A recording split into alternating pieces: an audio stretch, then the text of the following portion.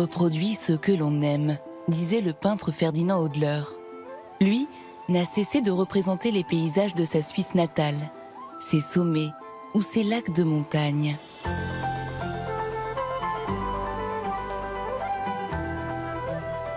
Dans son pays, on dit qu'il a su traduire les qualités du peuple suisse par la rudesse de son trait et par la force de son dessin. Une espèce de solidité de granit et d'équilibre qui tiendrait à la nature même de la Suisse. C'est un peintre qui compte énormément. C'est le premier grand peintre suisse à se développer après la Constitution de 1848 qui pose finalement les bases de la Suisse moderne, le principe fédéral, les cantons. Et Hodler est perçu comme le peintre national suisse. C'est quelque chose qu'il aurait, je crois, fondamentalement détesté. Lui, il se considère comme quelqu'un d'universel. Si la Suisse voit en Hodler son peintre emblématique, il n'en a pas toujours été ainsi. Elle a mis du temps à reconnaître son talent, trop audacieux et sans doute trop artiste.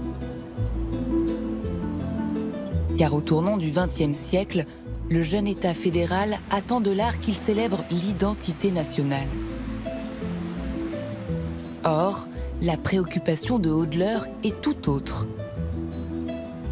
C'est selon ses propres mots, la substance de la nature qu'il entend révéler.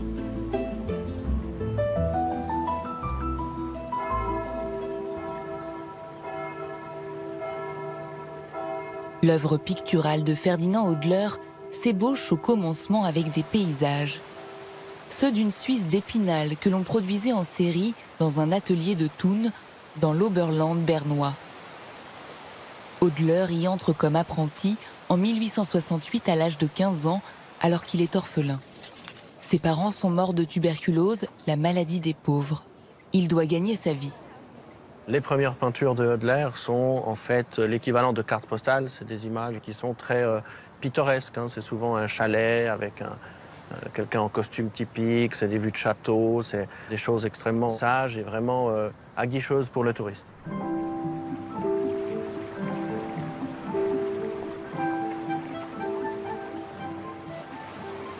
On dit de Thun qu'elle est la Venise du canton de Berne. C'est un des endroits les plus pittoresques des Alpes suisses. C'est principalement une clientèle touristique anglaise sur le chemin de l'Italie et qui veut repartir avec un souvenir. C'est une production d'images extrêmement artisanale. C'est des images en fait d'assez mauvaise qualité, mais qui ont l'avantage d'avoir permis à Hodler d'avoir une première approche de son métier. Il avait quelques kilomètres à faire à pied tous les jours à travers une forêt. Et ce chemin dans la forêt a été le moment fondateur de son lien avec la nature. C'est là qu'il a pris conscience du plaisir et du goût qu'il avait à vivre dans la nature de la région. Ferdinand Hodler a appris les rudiments du métier, mais il sait qu'il lui manque une vision d'artiste. Il rêve de rejoindre Genève, l'un des grands centres artistiques européens, connu pour son école de peinture alpestre. Grâce aux nombreux concours qui y sont organisés, avec des récompenses financières à la clé, la ville offre l'opportunité à de jeunes artistes de survivre. Hodler a 19 ans lorsqu'il y participe. S'ouvre alors un nouveau chapitre de son aventure picturale. Pour se donner une respectabilité, il s'approprie les sujets historiques les plus fédérateurs. Nous sommes dans la cour du Collège Calvin qui porte le nom de son fondateur, Jean Calvin, qui est un réformateur français. Il est venu à Genève, il a mis en application les principes de la réforme protestante. C'est vraiment lui qui a fait de Genève la Rome protestante, comme on l'a appelé ainsi. Ce qu'il faut savoir, c'est que l'État fédéral suisse, la constitution de la Suisse comme pays, s'est fait en 1848. Forcément, à ce moment-là, on essaye d'avoir une identité suisse, ce qui est assez compliqué, parce que la Suisse est composée de plein de langues différentes, de coutumes différentes. Donc on essaye de se trouver quelque chose de commun. Et du coup, au niveau de l'art aussi, on se tourne vers les paysages typiquement suisses, les montagnes, les lacs, les forêts, mais aussi les figures mythique de la Suisse.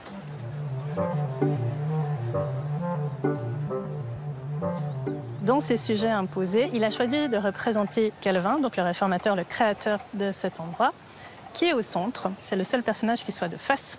À côté, on a des professeurs du collège. En représentant Calvin, Hodler remporte le 3e prix du concours. Mais s'il cerne parfaitement les attentes du monde de l'art genevois, son aspiration est tout autre. Il fait preuve d'une liberté peu commune. Sa toile, La Nuit, présentée lors de l'exposition municipale au musée Rath en 1891, est le manifeste d'une nouvelle esthétique symbolique montrant une nudité frontale. La veille de l'ouverture au public, les gouverneurs de la ville en ordonnent le retrait pour cause d'immoralité. C'est une très grande toile et il y a des personnes qui sont nues, des personnes enlacées. On a des fesses juste au premier plan.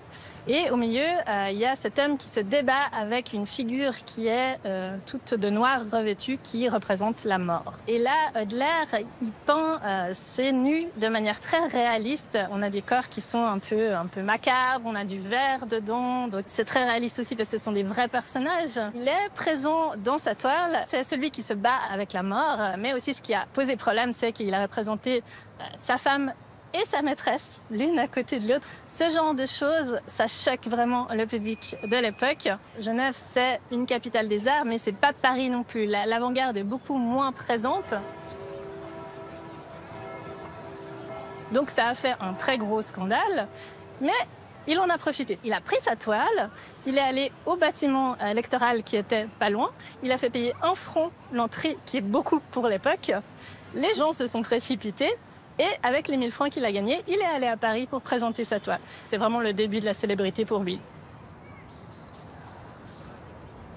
Paris le reconnaît comme un artiste d'avant-garde, mais Hodler demeure incompris dans son propre pays.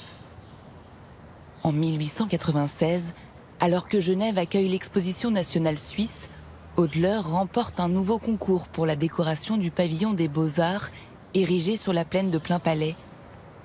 Une esplanade aujourd'hui encore dédiée au rassemblement. Il exécute 26 panneaux représentant des personnages en taille réelle, incarnant des cantons suisses. Mais une fois encore, Hodler se montre trop audacieux.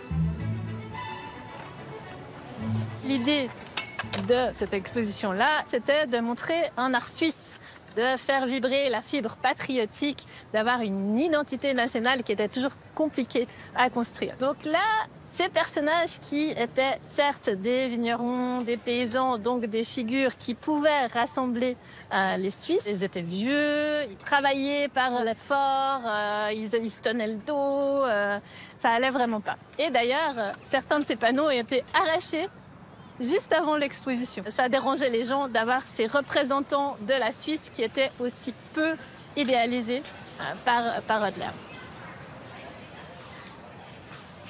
Donc des vrais personnages, des personnes qui existent vraiment. Et à ce moment-là, il reste fidèle à son idéal de peinture. C'est quelque chose qui lui a été beaucoup reproché. Mais en même temps, au bout d'un moment quand même, c'est ce qui a fait vraiment qu'il a été reconnu comme peintre national, comme peintre suisse. Ces polémiques génèrent chez Hodler une colère qu'il traduit dans un autoportrait. Il aspire aussi à s'échapper de Genève pour peindre la nature, retrouver ce lien fondateur, celui de sa jeunesse. Ses voyages en train lui offrent une immersion dans le paysage qui infuse sa vision d'artiste. Hodler va là être confronté à la fenêtre en mouvement. Donc il va pouvoir, grâce au spectacle du paysage qui défile, vérifier un certain nombre de principes, par exemple la répétition des arbres, la planéité du paysage. Donc il va s'intéresser à ces éléments que le train rend plus visibles par le mouvement.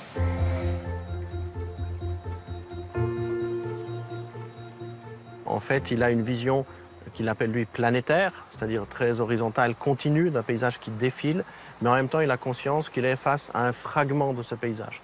Et donc, dans sa peinture, on va voir un format de peinture qui est en fait assez rectangulaire, qui correspond aux dimensions d'une fenêtre de train de l'époque, et on va sentir quand même de chaque fois plus fortement que le paysage continue derrière, au-delà du cadre.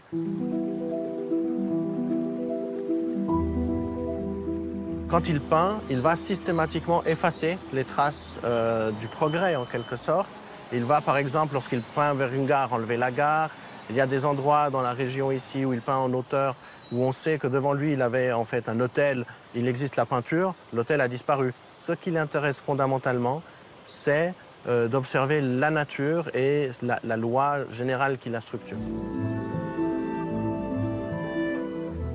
Alors que ces portraits détonnent par leur réalisme, ces paysages, eux, évoluent vers l'épure. Ils semblent de plus en plus atemporels. Il revient peindre chaque année devant le lac Thun. Le chemin parcouru depuis ses premières toiles est saisissant. Le lac de Thun fait partie des motifs favoris de Hodler, qui est propice à ses réflexions, puisque c'est un paysage qui lui permet d'aller chercher, explorer la symétrie, la répétition.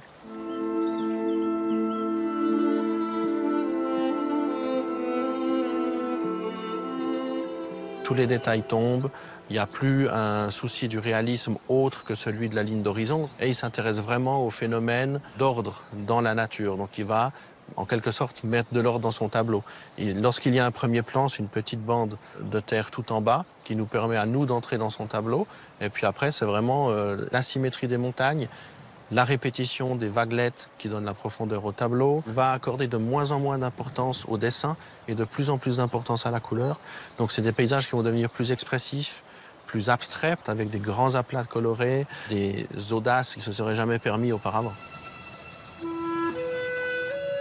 Le lac Léman est son autre grand motif de prédilection. Hodler disait avoir l'impression de s'y tenir au bord de la terre. C'est la vue qu'il choisit pour son dernier appartement, quai du Mont-Blanc à Genève. Il a 60 ans. Depuis son balcon, il peint sans répit le lac et les montagnes sous différentes lumières, poursuivant sa mission, dégager la beauté essentielle de la nature.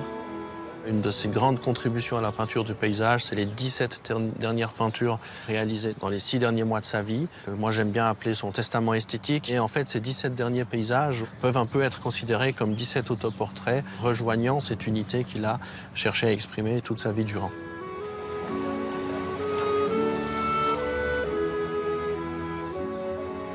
On est face à un artiste qui nous montre un fragment du monde et qui a envie de nous faire comprendre que ce fragment du monde exprime en fait quelque chose d'universel, d'infini, de beaucoup plus grand. C'est vraiment l'être humain qui se trouve face au tout, à l'inconnu, à ce qui nous dépasse.